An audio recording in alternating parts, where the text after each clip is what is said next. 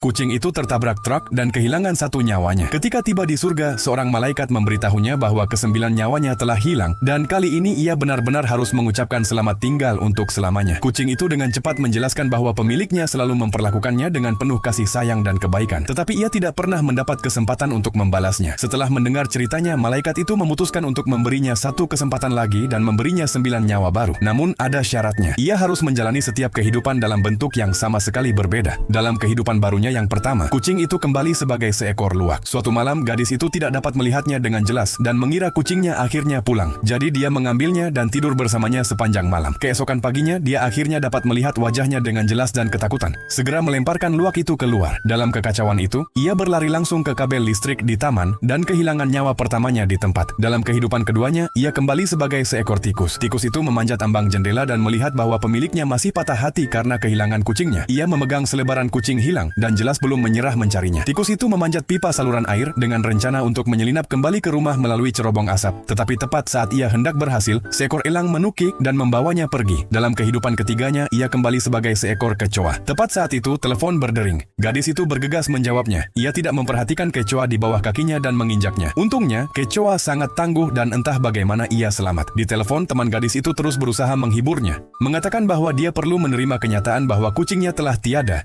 dan akhirnya melanjutkan hidup. Setelah mendengar kata-kata itu, gadis itu memutuskan sudah waktunya untuk menyingkirkan semua yang mengingatkannya pada kucing itu. Pacarnya mengambil selebaran kucing hilang dan langsung memasukkannya ke mesin penghancur kertas. Saat kucing itu melihat gambarnya sendiri disobek-sobek, ia kehilangan nyawa lagi. Selama beberapa reinkarnasi berikutnya, ia terus berusaha menemukan jalan kembali kepada pemiliknya, tetapi tidak peduli dalam bentuk apapun ia berada. Setiap upaya selalu berakhir dengan kegagalan. Akhirnya, ia kembali sebagai ikan mas dan melalui takdir yang aneh, berakhir di kantor seorang profesor. Disitulah ia mendengar rahasia yang mengejutkan. Pemiliknya telah menjadi seorang konservasionis satwa liar dan menemukan bahwa lebah terancam punah. Dia telah mengembangkan perawatan khusus yang dia harapkan dapat menyelamatkan populasi lebah. Tetapi profesor itu memiliki rencana yang sama sekali berbeda. Dia ingin lebah-lebah itu menghilang, sehingga dia dapat menggantinya dengan robot yang telah dia ciptakan untuk penyerbukan tanaman. Jika itu terjadi, dia bisa menghasilkan banyak uang dengan menjual mesin-mesinnya. Marah setelah mendengar rencana itu, ikan mas itu segera melompat keluar dari akuariumnya dan mendarat tepat di cangkir teh profesor. Profesor itu tidak menyadari apapun dan menyesapnya. Hampir tersedak ikan itu. Untungnya, asistennya turun tangan tepat waktu dan menyelamatkannya. Ikan mas itu nyaris lolos dari bencana itu ketika seekor burung tiba-tiba menukik dan membawanya pergi.